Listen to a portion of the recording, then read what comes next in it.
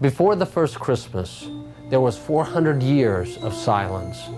Israel, once exiled, had returned to their homeland, bound by religious and traditional observations. Days of silence turned into years of darkness, and God seemed so far. And then, the first Christmas.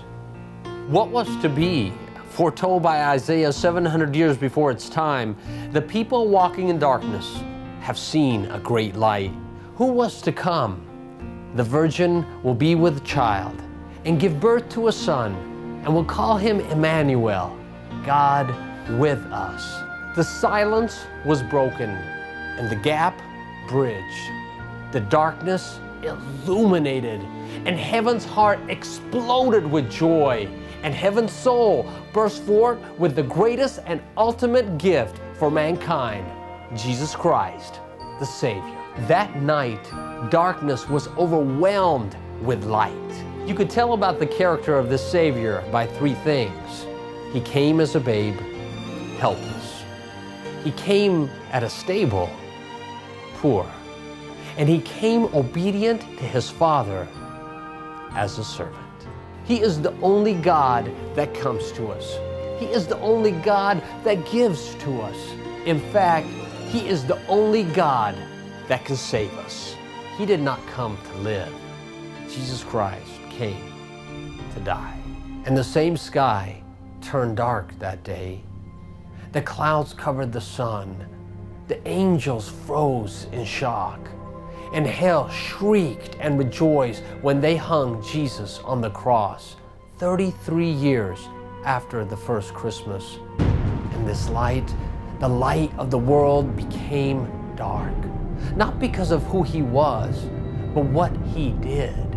He took the sins of the world, yours and mine, on Him. He died so we can live. He took darkness on Himself so we could be in the light. And on the third, make no mistake, He rose, conquering hell, death, and darkness. Satan's goal is simple: death, darkness, destruction, and despair. He is here to steal, kill, and destroy. God's goal? Light, life, and the truth. He is here to give us life and to give it to us more abundantly. You may be in the dark or silence or in pain this Christmas. You may be completely stressed out of your mind. You might be in trouble, or you might have just given up. There is still hope in the darkness. God's light still shines, and God sent His Son, Jesus Christ, to strip the darkness out of your soul and to place you into the light. You don't have to earn your gift this Christmas.